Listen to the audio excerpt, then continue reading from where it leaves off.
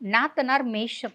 சுத்தமா ஒத்து போறதில்ல. கணவனே மேஷம். பெருசா ஒத்து போறதில்ல. அங்க வந்து பார்த்தீங்கன்னா, ஃபேமிலில நெறைய பஞ்சாயத்துகள் வருது. நான் ஒண்ணு சொல்ல அதாவது மாமியார் கடகமா இருக்காங்க அப்படின்னு வச்சுக்கோங்களேன். அவங்களோட எண்ணங்களும், இவங்களோட எண்ணங்களும் எள்ளளவும் ஒத்து போவாது.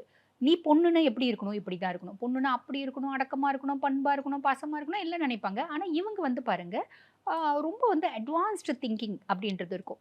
ஒரு பொண்ணு எந்த அளவுக்கு மாடர்னா இருக்கணும்னு ஆசைப்படணும். கும்பம் ஆசைப்படுவாங்க. அதே மாரி இருக்கவும் செய்வாங்க. இவங்களோட நெட்வொர்க் வந்து ரொம்ப பெருசுங்க.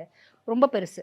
அதாவது என்ன விட ஒரு படி மேல இருக்கவங்க கூட நான் ஃப்ரெண்ட்ஷிப் வச்சுப்பேன். என்னோட கீழ இருக்கவங்க கூடயும் வச்சுப்பேன். அப்டின்னா என்ன அர்த்தம்? ஒரு பொண்ணு சராசரி ஒரு லேடி அவங்கன்னு வச்சுக்கோங்களேன். ஒரு காலேஜ் படிக்கிற பொண்ணு அப்டின்னா, ப்ரொஃபசர்ஸ் ஃப்ரெண்ட்ஸா இருப்பாங்க.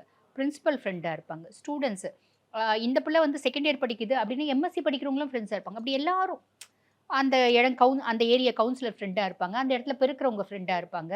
இப்படி எல்லா தொழில்லயும் அவங்களுக்கு ஃப்ரெண்ட்ஷிப் அப்படின்றது வச்சுப்பாங்க. ஆல்மோஸ்ட் ஆல் ஃபீல்ட்ஸ்ல அவங்களுக்கு ஃப்ரெண்ட்ஷிப். இவங்க வந்து பெருக்குறவங்க, இவங்க வந்து கோயில்ல வந்து அ ய வேலை செய்றவங்க, இல்ல கோயில்ல யாச்சகம் எடுக்கிறவங்க, இவங்க காலேஜ் ப்ரொஃபசர், என்னோட சீனியர்ஸ் அதெல்லாம் கிடையவே கிடையாது. எல்லாரும் மனுஷங்க தானே! எல்லாரும் நல்லவங்க. எல்லார்கிட்ட இருக்க நல்ல குணமும் எனக்கு தெரியுது அப்படின்ற மாரி தான் இருக்கும்.